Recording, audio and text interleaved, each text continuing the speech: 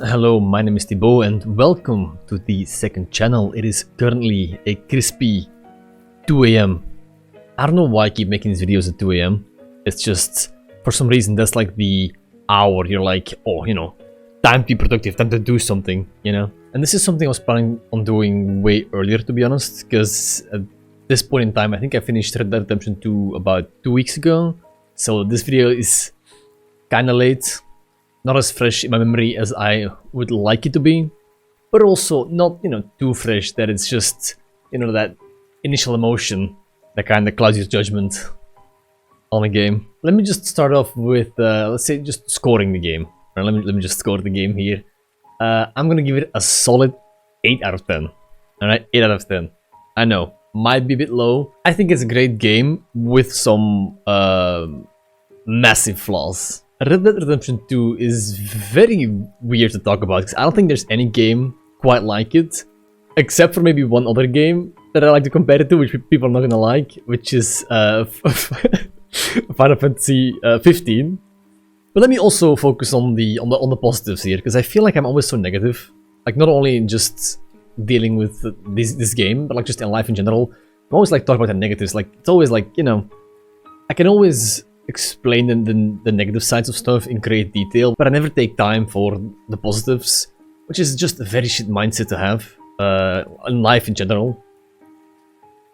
I'm supposed to be playing this stuff for fun, right? I'm supposed to be like enjoying my time with games, and I just end up nitpicking over like this small thing I didn't like, and oh, I didn't like about this, and oh, it was great, but and then just talk about the negative stuff.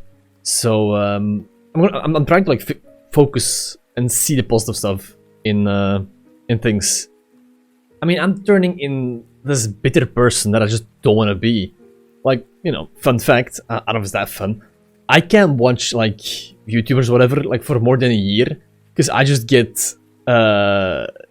jealous of their and like annoyed by their consistent success. And like that's not the person I want to be. Like that just sucks. I just want to enjoy stuff. Whew. Oh boy, 2 AM, eh? So let me just start by praising this game. I think, in my opinion, in like my experience, this is the only like next gen game in like the past, I don't know, like 5 years. It's insane. I don't think there's any other game that comes even close as to like the wow factor of how gorgeous and just intricate this game is. You know that feeling that you had as a kid when there's like a new console came out, like the PS3 came out, like the fucking PS2, maybe, I don't know. I'm not that old. I am kind of old, what am I saying? People telling me that they were born in 2008. I'm just like, what the fuck? Once again, going off topic here, because don't forget, no script, right? This is me just rambling in this funny mic for probably a long time for this one. Where was I? Right, the evolution thing. So, when there's like a new game come out, and it's like every time, bro, every time that I feel like, oh my god, this is the realest games I've ever looked in my life. When like those first 3D games came out, like the Zelda or like the Tekken, people were going wild over those like cinematics. And if you see them now, it's hilarious. But back then it was like, oh my god, I can't believe games look this realistic. And like that, every time a new console came out, every like a new generation came out, it's like, oh my god, what I can't believe like how real this is. Like all the other games before this just look like retro at this point. And with the newer generations of games, we really like go for like more like less next gen feeling and more like the FPS, faster loading times, all that stuff, because companies have clearly hit like kind of a plateau when it comes to graphics. But I don't think graphics is the sole point anymore. And like high fidelity textures is just not the single thing that's making games look realistic now anymore. Like everyone can just like put 4K textures on a guy, that doesn't make it realistic. There's so much going on, but like because there's so much detail, like the way muscles move, the way animations work, the way physics work in a thing, the way your character interacts with the world, like all that stuff adds to this feeling of realisticness, especially now that like graphically we are this far ahead. And Red Dead Redemption 2 does that on an insane level. Like it's just not, I can't think of like a game that feels as crazy as like, I'm like, oh my god, this is like an evolution, this is like, we're going forward in the game industry. I can't think of a game on top of my head that like matches that energy. Maybe Cyberpunk. I haven't played Cyberpunk for what it looks like. It doesn't look that crazy, but maybe I'm like missing something here at fucking 2 a.m. You can always tell me in the comments. And I believe this engine is called like the Rage 8 engine. It's like the Rockstar in-house engine. And apparently they're making GTA 6 on Rage 9. So it's a better version of the Red Dead Redemption 2 engine, which just sounds insane. I don't like GTA.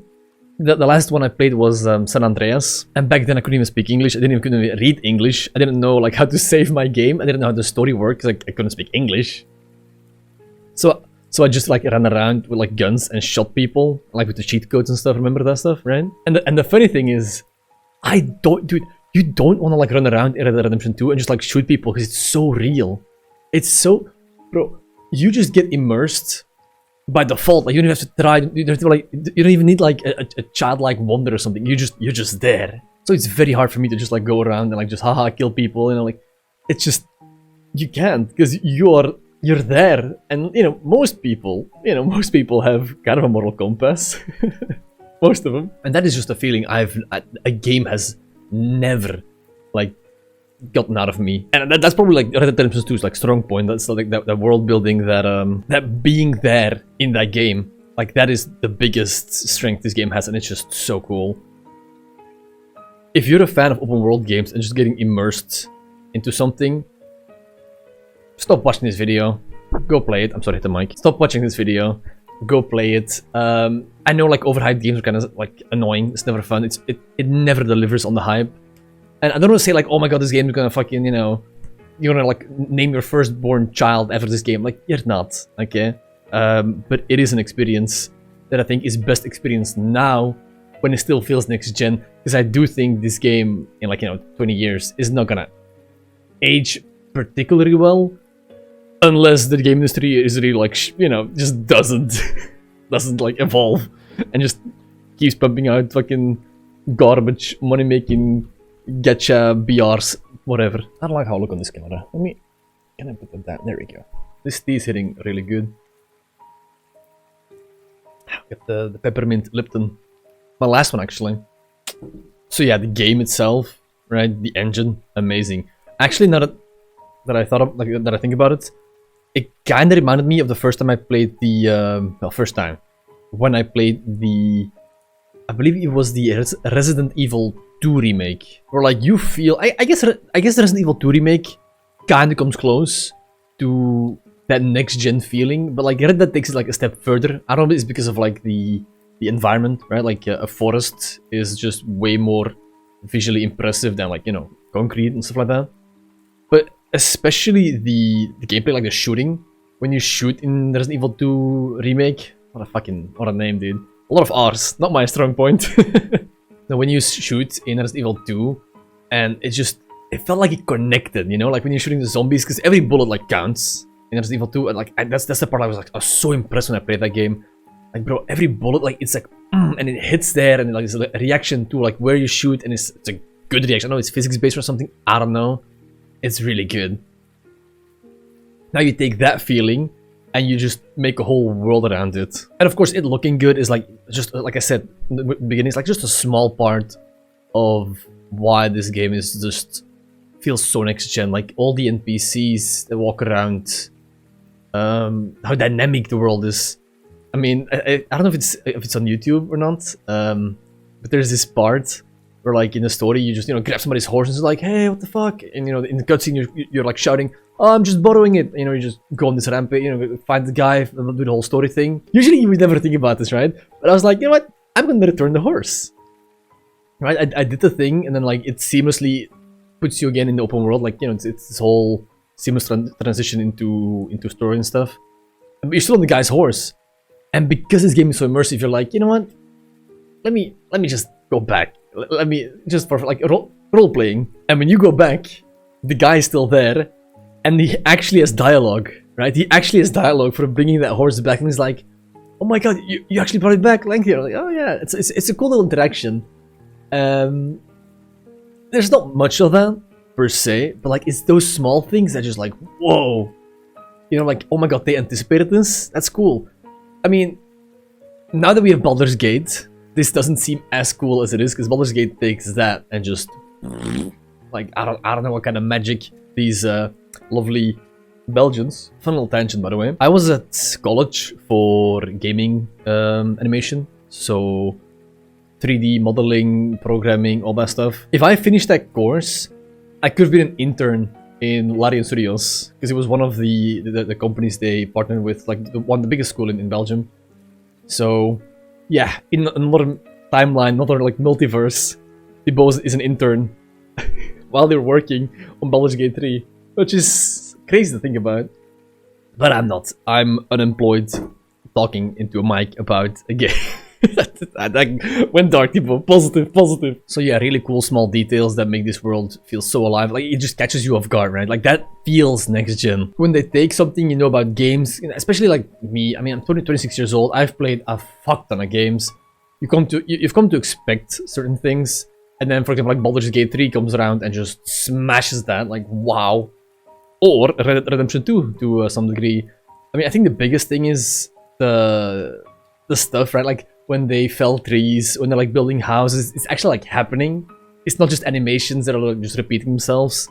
When people are eating or like they're cooking something, they're actually eating and cooking and cutting something, and it's a very crazy, unnecessary detail. But it does so much. It does so much, and I just love that they take the time. I think without that, this game, like, wouldn't have subconsciously like hit so hard. Like, I swear to God, it's so cool. But sadly, I feel like that's far as it goes as positive things that I gotta say about this game. I guess that's not true. Music, but let's be real. Music, especially like just video game music, is so underrated. I feel like almost every video game has just banger music. I don't know where they keep finding these componists. I don't know if I say in English. Componists. Composers. Hey, look at that. I don't know where they keep finding these composers. But, I mean, it's just banger after banger. Talk about music, I'm right now. Because I like to, when I record videos, I don't like it to do like in absolute silence. It freaks me out. So I have some music playing. And right now I'm listening to, it's good, don't get me wrong. Victorian Gothic Bathroom. Dark music. Relaxing piano and rain, a dark academia.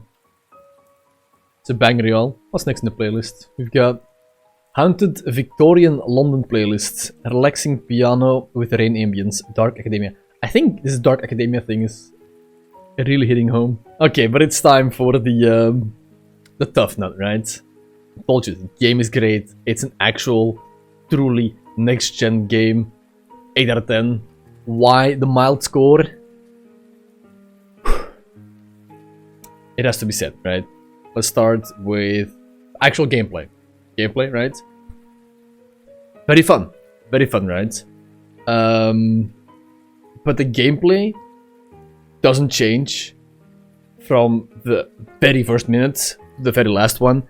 It doesn't change. And for some people, that's alright. You know, the game is so immersive, you don't need that per se, right? But after like 40 hours in the game, 30 to 40 hours, I need something to, like, you know, like, it's a game, right? Gameplay is to keep me going, right? Like, for example, let's take Doom. They keep introducing new weapons. Let's take Mario. They keep introducing new power-ups, right? New biomes. Biomes that, like, affect gameplay, of course, not just visually. In Red Dead Redemption 2, like all in the beginning, you get this carbine repeater. And I'm not joking you when I tell you that I've used that gun the whole game. You can get like 3 different snipers, but they're all just one-shots and they are not really that useful. Because every encounter, like, you can't really, like, the aiming is really, really hard. Even on mouse and keyboard. Everything's like moving all the time, most of the time. And so you just end up using Deadeye the whole time. And you just, the best thing to use is just like boom, boom, boom. Just click head, boom, boom, boom. Either with the revolvers or the carbine repeater. The gameplay is, you can buy different guns. You can buy like 3 different snipers. But unless you're like a fan of the old school guns and you know, you've got that history with it. And you know what those things are. For me, there's just like 3 sticks that shoot, I don't know, right? So there's no gameplay difference. You can just buy all of them from the get-go. I think the one time the game kind of like changed up a little bit is when you go hunting. go hunting, which I, of course, famously just mess up. Why am I saying famously? I don't know. I was looking for a different word. Whatever. Yeah, you have to like sneak and use the bow and stuff, and that kind of like changes the dynamic a little bit. Like when you hunt the animals, that's kind of a little different. But you soon realize like every big story mission is just shooting like 70 guys or something. Like, and it's kind of funny because I think the mission with the bank. I mean, spoilers. It's not really spoilers, but you know, the mission with the bank. That's the first time where like they just keep coming. You just gotta keep shooting, clicking heads, and I think that's chapter 4. Yeah, and it's from chapter 4 onward that that's when I started to have real, like, what do you call it? Fatigue, burnout with the game. I mean, it took me 3 months to beat that game, and it takes like, in the end, I think it took me like 60 hours or something, but it took me 3 months to be like, it was like, I stopped for a month, and I came back, and like, ugh, I really had to like force myself to finish it, but I wanted to finish it, but yeah, I'm telling you, the gameplay, it's just the same, and it's at the, you know, after 40 hours, you're just like, I don't need to be shooting this. I'd rather just watch a movie at this point, you know. But as I said, if you can just get yourself immersed in a game, that's like your big thing. You don't you know, that's like, there's different things you can look for in the game, obviously. If you're looking for that gameplay, that like challenge, you know, variation, that like the level design, it's not in this game. That's not this game. But you know, the immersion, of course, can keep you going. But the shooting, bruh. Oh. They kind of switch it up. I think you get like 2 to 3 sniper missions. So that's a little different. That's fun. So you gotta like, you know, get the little friend running around, you gotta cover them with snipers. That's fun. The hunting was fun. And then for most of it is just dead-eyeing just a fuck ton of people, and it just kind of gets you out of the game as well. I think I mentioned it, but like I wanna like iterate on that. It's just the guy like Milton, right, the big FBI guy is on your ass. He's like, I'm gonna come back, right? If you don't take my if you don't like accept this deal, I'm gonna come back with an army. I'm gonna, like, you know, we'll be like 50 people, and it's just that does nothing to me because I just shot like 150 people in like one dead-eye. It's like, bro, you're gonna need more than that. Like, I don't know. Only thing that's killed me so far is like this random ass fucker that just one-shot me for no reason. That's it. So yeah, let's put an end to that. The gameplay, right? While very serviceable, nothing wrong with it, but for as long as a game as this is, it does not do enough to keep me fresh. I don't know. Zoomer brain? I don't know. I don't know. Next up is probably my most controversial take. I don't know if people agree on this. I haven't seen anybody talk about this. I think this might be one of my weird opinions again. I don't know. But the story. I'm gonna talk about the story. Okay, so this is where you'll have an easier time following along if you've played the game. The story. Okay, this is a crazy statement, and you'll only be able to follow this along if you have finished the game. But no joke, they make you play the same story twice. I'm not joking. 40 hours into the game, you just do it all over again. Alright, let me explain. How does the game start? Right? You're running away from a massively failed heist, right? You lost some people, and now you are on this linear chapter, right? Trying to find your way back to a camp. That's how it starts, right? Now let's take chapter 5. Okay, what is chapter 5? So, chapter 5, right? So you're on the run. You see where I'm going with this? So chapter 5, you just botched a massive heist, a lot of people died, and now you're on this linear chapter to get back to the camp. I'm not joking when I'm telling you that you could cut the first 4 chapters of the game, and you'd have the exact same story. Nothing would have changed. Nothing. I'm gonna let that sink in for a while. They make you play the same game twice. I mean, there's a reason why when this happened, it just felt like such a I just didn't want to play the game anymore, because you are working and working and doing missions and like gathering money for like this thing that's gonna happen, like the big heights, and then you just lose everything, and it doesn't like progress from that point onwards. No, you literally just it just feels like you just start the beginning again. You know, the whole Guarma chapter 5 literally feels like chapter 1 again. It doesn't feel like we've progressed in like the characters, because they're still just following Dutch. They're still like listening to him. Mike is still an asshole. The characters like are like from 1 to 5, it's the exact same. From 5 onwards, bro. Chapter 6 is amazing. Okay, I loved chapter 6. 70% of like the cutscenes and the missions in chapter 6 were like, oh my god, stuff is happening. There's character progression. This is fucking real. This is nice. And this is kind of funny. Like, this is where I compare FF15 with Red Dead Redemption 2. Because in FF15, first part of the game is open world. You get this amazing open world game. Actually, no joke, very fun. Combat system, kind of weird. Kind of hard to get used to. If it works, it's very cinematic. If it doesn't, it's fucking garbage. Besides the point. Open world game, very fun. And the second part of the game is this more linear thing where, like, you know, the story goes and then it gets kind of shit. I'm not gonna lie. But that's the kind of feeling I also got with this game, whereas they want you to like explore. In the first 4 chapters, they're like, oh, this is this massive world, go nuts. And then from chapter 5 onwards, you know, especially chapter 6 is just filled with, you know, story. But the first 4 chapters, there's 4 chapters, that's like more than half the game. It just felt like nothing happened. Alright, you got to know the people a little bit, like there's 4 chapters and like nothing happens. Except for like every time it's just, oh, Dutch does something stupid, we kill everybody, that sucks, whole Valentine got shut up, okay, we gotta move. Oh, Dutch fucks up, okay, we're gonna kill everybody, okay, we gotta move. Like, it's just the same thing, and like after 40 hours, that's rough.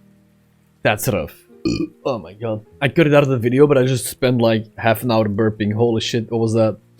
Whew. I even forgot what I was talking about, but it was something about open world games, so let me just go on from that.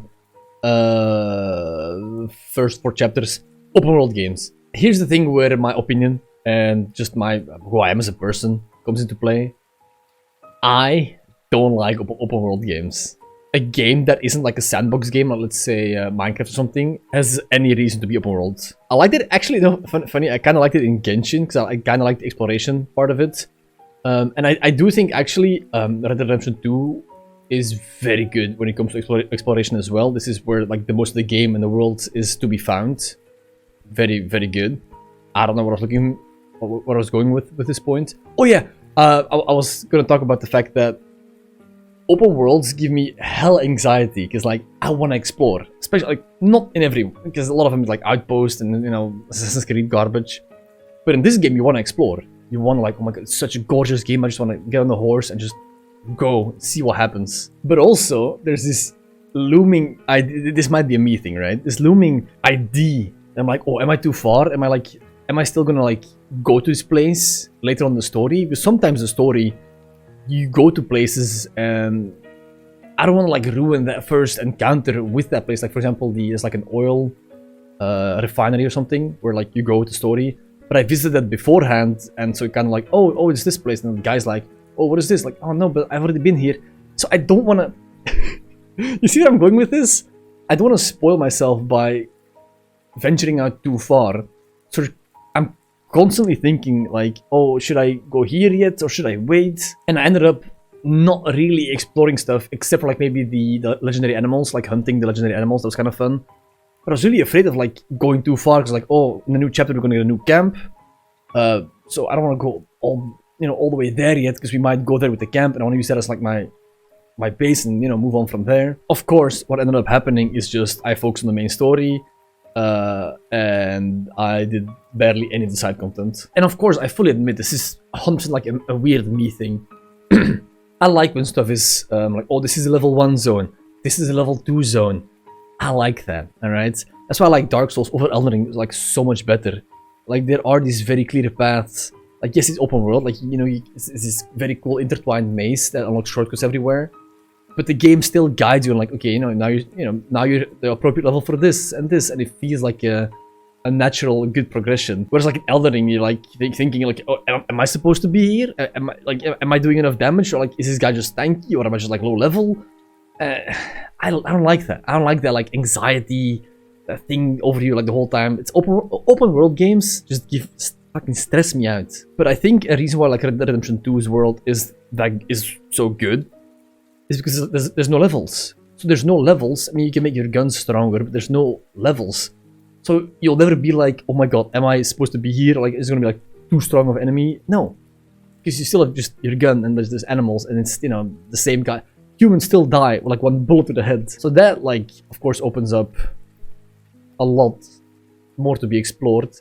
But then, of course, there's the whole story side of things. I'm like, oh, am I supposed to be here? I know, this is a fucking stupid thing to be aware about, but like, that's just, you know, who I am. So I kind of just ended up focusing more and more. In the beginning, I was, you know, Valentine, the Heartlands, oh, it's great. But the more the game went along, I started like focusing more and more on the main story because I just wanted to finish the games, like, you know, 40, 50 hours. I'm like, oh my god, this is taking a while. And of course, with the story being not that great until chapter 6, it was just kind of rough. It was rough for me, dude. It was rough. I did actually really enjoy the epilogues, though. Even though I've never played the first game, I didn't even know who John was. Like, my chat had to tell me, like, oh yeah, he's the guy you play in Red Dead Redemption 1. It's like, oh my, what the fuck? Like, I didn't know that until the very end of the game. Kind of crazy, like, you know, you save him from wolves all the way in the beginning, and then like, oh my god, it's him. It's cool.